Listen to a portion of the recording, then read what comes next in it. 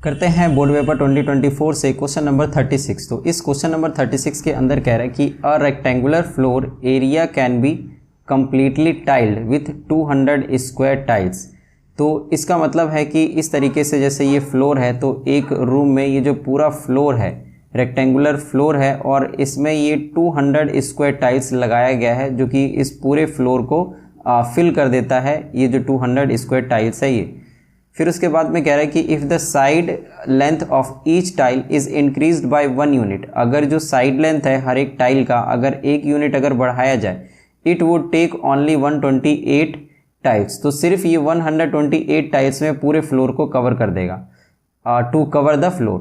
तो ये तो हो गया हमारा जो गिवन पार्ट है इस क्वेश्चन के लिए। और उसके बाद अब इसी से रिलेटेड यहाँ पर क्वेश्चन पूछ रहा है कि assuming the original length of each side of a tile be x unit make a quadratic equation from the above information. तो ये अज्यूम करके कि जो ओरिजिनल लेंथ है each side of a tile अगर वो x यूनिट का है तो एक क्वाड्रेटिक इक्वेशन बनाना है इस पूरे इंफॉर्मेशन को लेकर। फिर उसके बाद में यहाँ पे सेकेंड पार्ट में कह रहा है कि right the corresponding quadratic equation in standard form. तो इसके अंदर जो इक्वेशन निकलेगा क्वाड्रेटिक इक्वेशन इसे हमें स्टैंडर्ड फॉर्म में कन्वर्ट करना है। और उसके बाद थर्ड वाले में पूछ रहा है कि find the value of x the length of side of a tile by factorisation. तो यहाँ पर x की वैल्यू भी पता करना है जो ये क्वाड्रेटिक इक्वेशन होगा x के टर्म्स में। तो उस x की वैल्यू जो है वो हमको पता करना पड़ेगा और साथ में length of the side of the tile by factorisation, मतलब ये जो लेंथ ऑफ साइड x हमने माना था इसी को ही हमें पता करना है। या और solve the quadratic equation for x using quadratic formula. तो इस दोनों में से कोई एक पार्ट जो है वो हमें करना है, बट हम इसके अंदर पूरा ही सॉल्व करेंगे। इसमें से आप डिसाइड करोगे कि आपको कौन सा पार्ट करना है, मतलब या तो ये थर्ड का ए पार्ट या फिर बी पार्ट। फर्दर इस क्वेश्चन को सॉल्व करने से पहले मैं चाहूँगा कि इस वीडियो से अगर आपको थोड़ी भी हेल्प हो रही है तो इस वीडियो पे लाइक और कमेंट जरूर करना और इसी तरीके का कंटेंट देखने के लिए चैनल को सब्सक्राइब जरूर करना। तो करते हैं इस क्वेश्चन को सॉल्व। तो सबसे पहले हम यहाँ पर जो इसने दे रखा है कि जो original length of each side of a tile है वो x यूनिट है, ये पहले से ही दे रखा, तो इसीलिए हम इसको यहाँ पर लिख लेते हैं कि it is given that it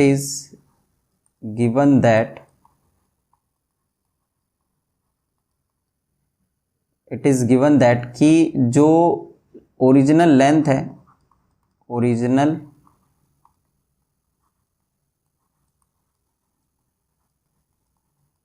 original length of each side of a tile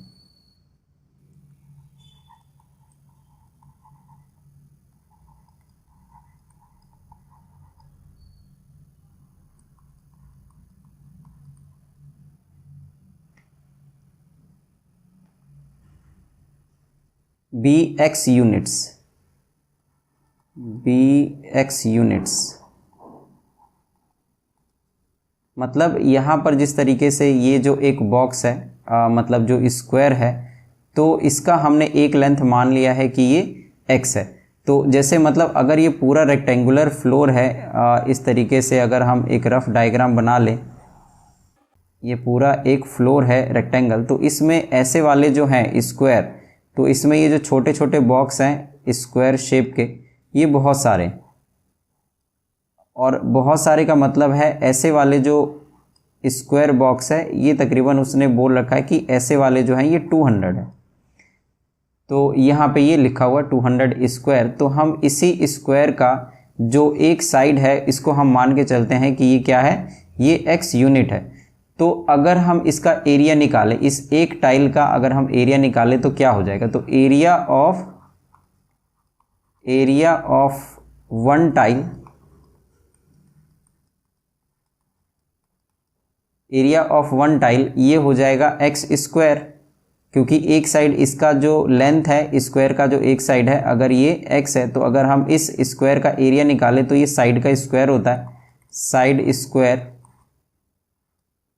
मतलब स्क्वायर का एरिया ऑफ वन टाइल मतलब एरिया ऑफ वन स्क्वायर, तो स्क्वायर का एरिया होता है साइड स्क्वायर, इसीलिए यहाँ पे हम लिख लेंगे x स्क्वायर। तो ये हो जाएगा एरिया ऑफ वन टाइल। तो हमारे पास उसने कहा है कि ऐसे वाले जो टाइल है ये 200 है इस पूरे फ्लोर को फिल करने के लिए, तो इसीलिए area of area of 200 square tiles, तो इसको हमें मल्टीप्लाई करना पड़ेगा 200 से एक टाइल के एरिया को, मतलब 200 इंटू एक्स स्क्वायर, मतलब 200 एक्स स्क्वायर आ जाएगा। तो ये एरिया ऑफ 200 स्क्वायर टाइल्स आ गया। अब उसने कहा है कि ऐसे ही फ्लोर में अगर हम स्क्वायर का जो लेंथ है, अगर मतलब एक साइड का जो लेंथ है, अगर एक यूनिट अगर हम बढ़ा देंगे तो जो नया लेंथ जो हो जाएगा, नया length new length of each side of a tile, तो उसने कहा है कि एक यूनिट सभी जितने भी स्क्वायर है हर एक टाइल में एक यूनिट बढ़ जाएगा। तो पहले x था तो अब हो जाएगा x+1, मतलब इसी में जैसे ये x है तो एक यूनिट और बढ़ जाएगा, तो ये थोड़ा सा और बढ़ जाएगा, तो ऊपर भी बढ़ेगा और फिर इस तरीके से नीचे ही बढ़ेगा। तो x+1 एक साइड पे हम बढ़ा देंगे तो ये जाए x+1 यूनिट। तो अगर हम इस जो नया जो साइड आया, नया जो टाइल आया है जिसमें हमने एक यूनिट बढ़ाया है, इसका एरिया अगर हम निकालें तो area of one new tile,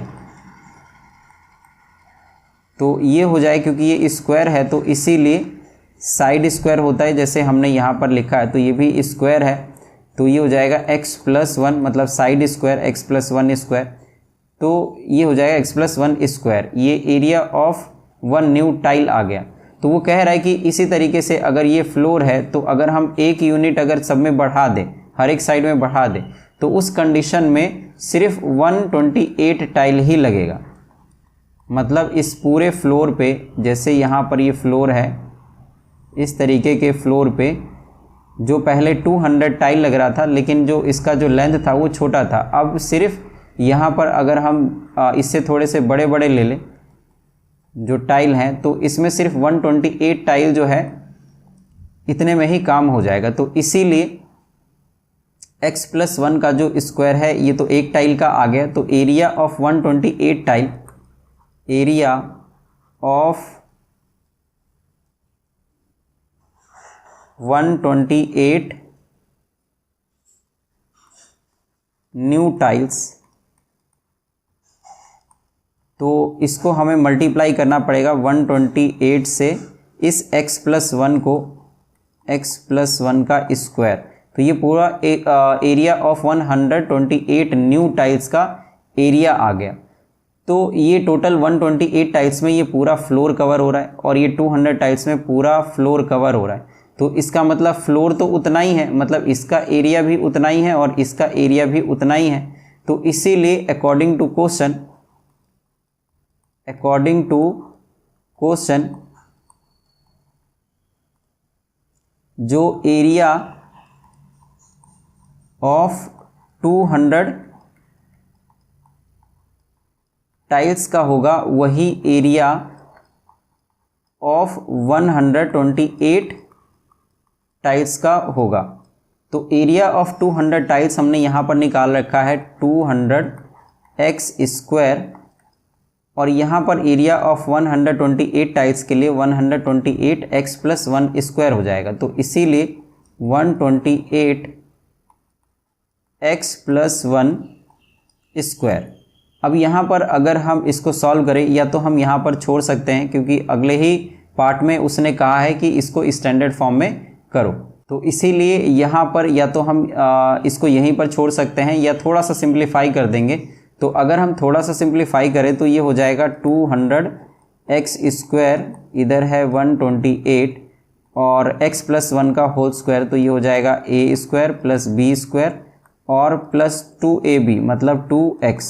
तो अगर मल्टीप्लाई करेंगे तो ये आ जाएगा 128x स्क्वायर प्लस 128 और प्लस अगर 128 को 2 से मल्टीप्लाई करेंगे तो ये आ जाएगा 256x और इधर है 200x स्क्वायर।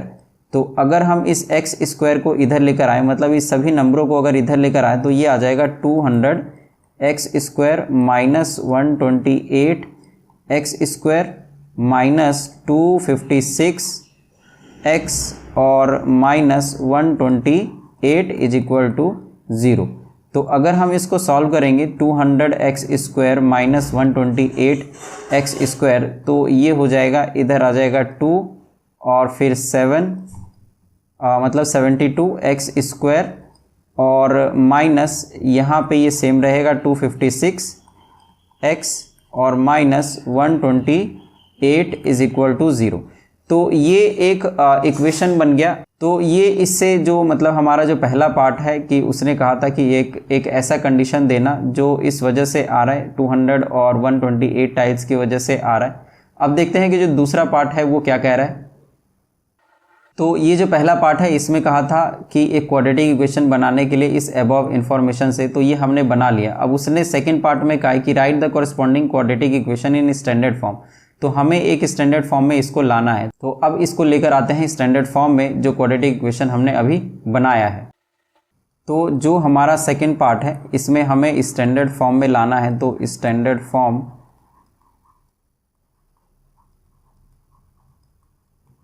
तो जो हमारा क्वेश्चन है यहाँ पर ये है 72 एक्स स्क्वायर माइनस 256 एक्स और माइनस 128 इज इक्वल टू 0।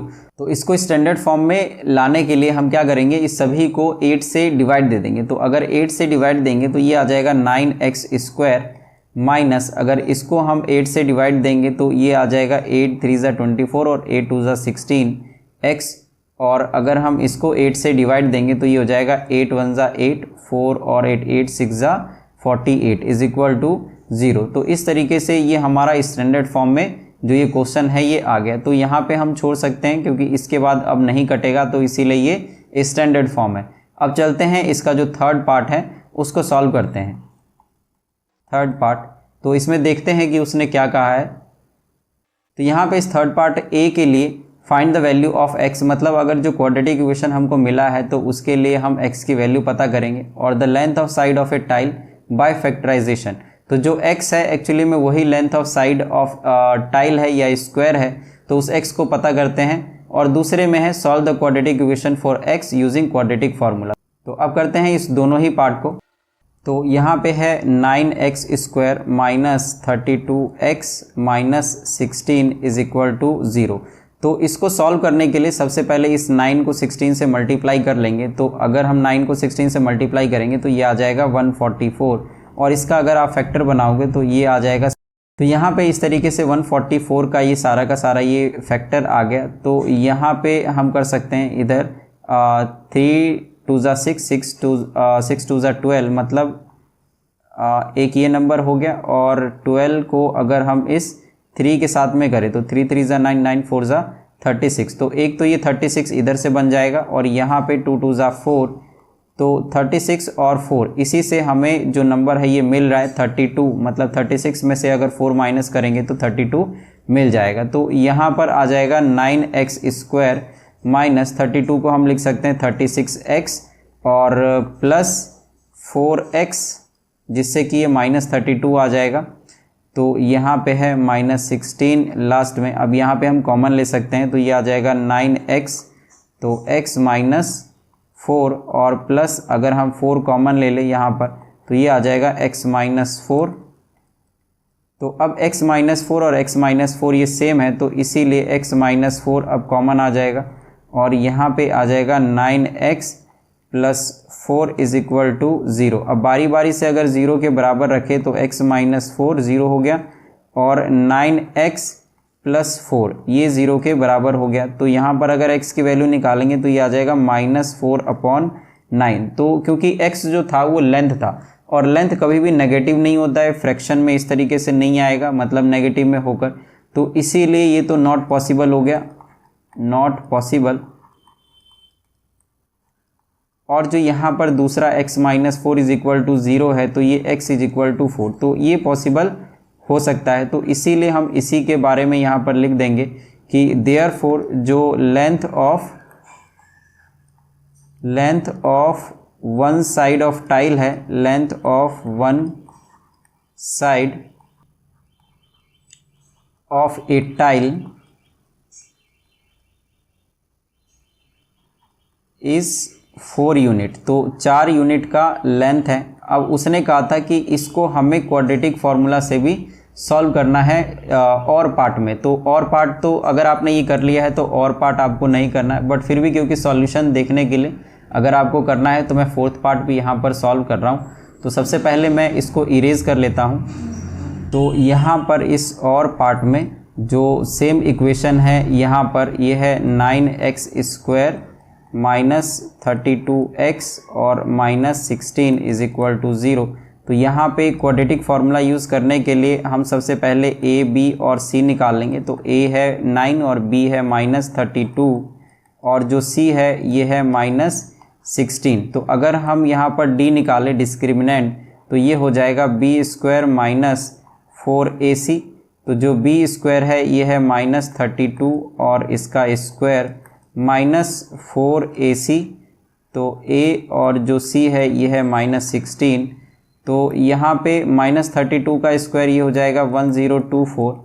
जो स्क्वायर्स होते हैं इस तरीके से अगर आपने मतलब जैसे 1 से लेकर और ये जो 35 36 है 36 में भी कि 40 तक अगर आप स्क्वायर्स अगर याद कर लो तो ऐसे वाली जो कैलकुलेशन है इसमें आपको समय नहीं लगाना पड़ेगा, आपका समय बच जाएगा। तो क्योंकि ये जो सारे होते हैं इस तरीके से टूल्स होते हैं कि आप स्क्वायर्स याद कर लो, आइडेंटिटी याद कर लो, ये सब उस समय बहुत काम आते हैं। तो इसीलिए बहुत आपको याद करने की ज़रूरत है। अगर आपने अभी तक याद नहीं किया है तो बोर्ड के एग्ज़ाम करने से पहले आप इन सभी स्क्वायर्स को अच्छे से याद कर लीजिए, क्योंकि जैसे जैसे आप टाइम ये बढ़ता जाएगा वैसे वैसे इन सब की प्रैक्टिस हो जाएगी जो आप क्वेश्चन करोगे मैथ्स के। तो इसीलिए आप इस सभी को ज़रूर याद करो। तो यहाँ पर 32 का स्क्वायर 1024 आ गया और यहाँ पे माइनस और माइनस ये हो जाएगा प्लस और इधर आ जाएगा 4 9 36 मल्टीप्लाई इधर है 16। तो हमने इस माइनस को प्लस बनाए और अब ये हमें मल्टीप्लाई करना है। तो इज इक्वल टू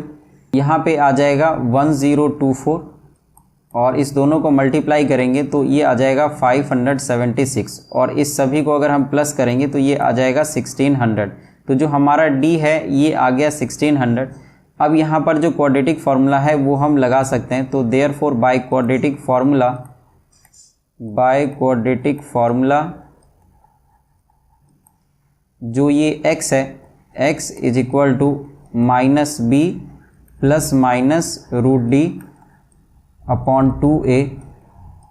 तो ये हो जाएगा